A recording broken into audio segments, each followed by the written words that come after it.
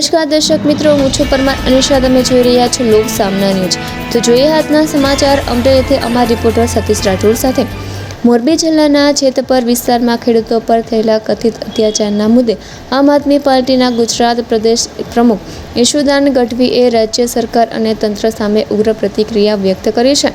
ઈશુદાન ગઢવીએ એક વિડીયો સંદેશ મારફતે જણાવ્યું છે કે ખેડૂતો સાથે જે પ્રકારનું વર્તન કરવામાં આવ્યું છે તે અત્યંત દુઃખદ અને નિંદનીય છે. તેમણે આરોપ લગાવ્યો કે ખેડૂતોની સંમતિ વિના ખાનગી કંપનીઓ દ્વારા તેમની જમીનમાં વીજ લાઇનના થાંભલા ઊભા કરવામાં આવી રહ્યા છે અને વિરોધ કરનાર ખેડૂતો સામે પોલીસ કાર્યવાહી કરવામાં આવી રહી છે. તેમણે જણાવ્યું કે ખેડૂતો રાજ્યના અન્નદાતા છે અને તેમના આત્મસન્માનને ઠેસ પહોંચાડતી કોઈપણ કાર્યવાહી સ્વીકારી શકાય નહીં. ખેડૂતો પર થયેલા લાઠીચાર્જ અને અડકાયતના બનાવને તેમણે ગુજરાતના લાખો ખેડૂતોના આત્મસન્માન પર ઘા સમાન ગણાવ્યો છે. આમ આદમી પાર્ટીના પ્રદેશ પ્રમુખે માંગ કરી છે કે રાજ્ય સરકાર કંપનીઓ અને ખેડૂતોની સંયુક્ત કમિટી બનાવીને ચર્ચા કરે અને ખેડૂતોને યોગ્ય વળતર તેમજ કંપનીઓના નફામાં યોગ્ય હિસ્સો આપવા અંગે વિચારણા કરે. તેમણે વધુમાં કહ્યું કે ખેડૂતોને પૂરતું વળતર ચૂકવ્યા વગર તેમની જમીનમાં કોઈપણ પ્રકારની કામગીરી ન થવી જોઈએ.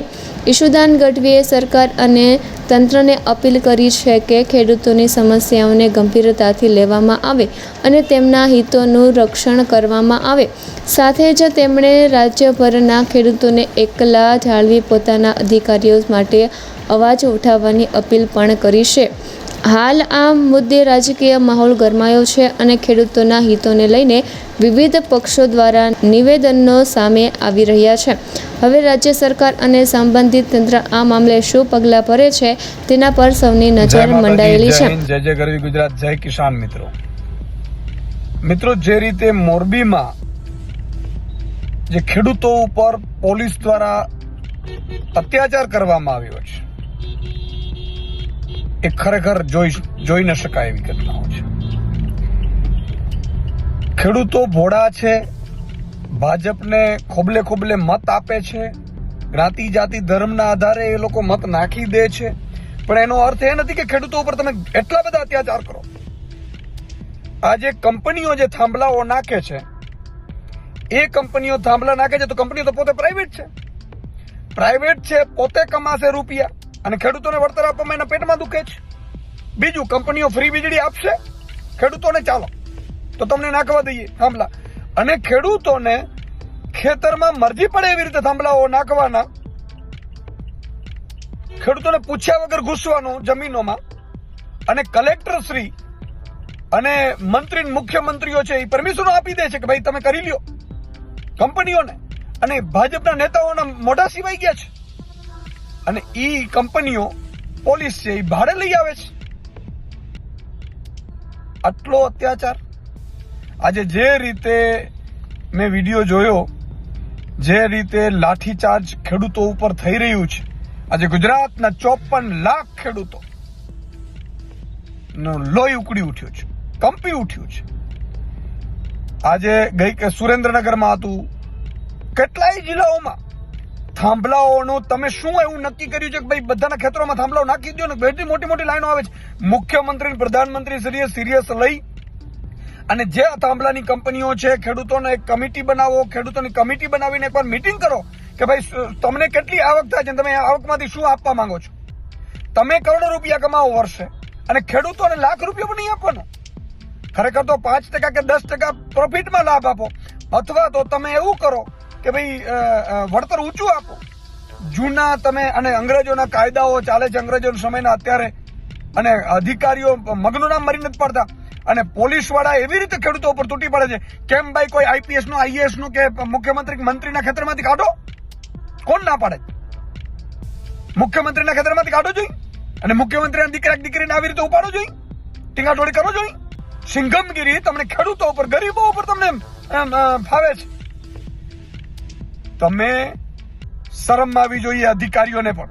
તમે એમને છૂટ આપી દો છો, મરજી પડે એવી રીતે કરી લ્યો, ખેડૂતોને હેરાન કરો, પરેશાન કરો. ખેડૂતો શું ના આપે? અને બધા લોકો એવું વિચારે છે કે ખેડૂતો માનતા નથી, ખેડૂતોને બહુ ઊંચા વળતર આપે છે. કંપનીઓ મેં સાંભળ્યું છે નેતાઓના ખિસ્સા ભરે છે, અધિકારીઓના ખિસ્સાઓ ભરે છે, મેં સાંભળ્યું છે. તો તમને મળી જાય અને ખેડૂતોને ન મળે, અને તમને ન મળતું હોય તો તમે આવી રીતે કરો ખરા? મુખ્યમંત્રીને મને એમ કહો કે ફંડ કે ચૂંટણી ફંડ કે મળે છે કે શું આમાંથી? જો ન મળતું હોય તો તમે એટલા બધા શું ઉભરા આવી જાય છે કે જે તમને મત આપે છે ખેડૂતો, એને તમે મતની કિંમત નથી કરતા, એના ઉપર અત્યાચાર કરો છો, એની મતની તમને પડી નથી. અને બીજી બાજુ કંપનીઓ માટે તમે આખો તંત્ર ઉભો રાખી દો છો, પોલીસ, કલેક્ટર, એસડીએમ, અને પછી એમ કે છે બધા ખુલે આમ કે જાઓ તમે કોર્ટમાં, અને અદાલતોમાં પછી કેસ ભરાવે. અને જેટલા પણ નેતાઓ હમણાં ત્યાં ગયા, ખેડૂતો ગયા, એને બધાને જેલમાં નાખી દે છે. આ અત્યાચાર 54 લાખ ખેડૂતોના આત્મસન્માન ઉપર ઘા છે. 54 લાખ ખેડૂતોને વિનંતી કરું છું કે એક થાઓ, બધાએ નક્કી કરો કે ભાઈ પૂરતું વળતર અથવા તો આના કંપનીઓના નફામાં પ્રોફિટ. સરકાર શું, સરકારનો બાપ પણ ઝૂકવું પડે. અને સરકારમાં બેઠેલા મંત્રીઓ, ધારાસભ્યો, સાંસદો, મુખ્યમંત્રીને મારી વિનંતી છે હાથ જોડી કે ભગવાને તમને મોકો આપ્યો છે સરકારમાં બેસવાનો, ત્યારે આ લોકોના લોહી ચૂસો નહીં, એમની સાથે મીટિંગ કરો, બેસો, અને કંપનીઓના નફા જોઈ લ્યો, અને એ નફામાંથી શું આ મળી શકે આમને એ જોઈ લ્યો. તમે કોન્ટ્રાક્ટરો ભાજપના જે મેં સાંભળ્યું છે એ કમાય, અધિકારીઓ કમાય, નેતાઓ કમાય, લોકલ ધારાસભ્યો, સાંસદો, મંત્રીઓ, મુખ્યમંત્રીઓ સુધી જે મળતું હશે એ ખબર નથી. એમને કઈ વાંધો ન હોય તો જ ને, નહીં તો કેમ અવાજ ન ઉઠાવે ભાઈ?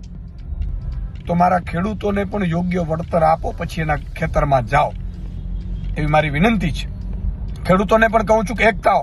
બધા ખેડૂતો છે એ આને લઈને પોતે વિડીયો બનાવે, કોમેન્ટ મૂકે, જરૂર નથી બધા પહોંચીએ. જય હિન્દ, જય ભારત, જય જય ગરવી ગુજરાત, જય કિસાન. તો ફરી મળીશું એક નવા સમાચાર સાથે. ત્યાં સુધી જોતા રહો લોક સામના ન્યૂઝ.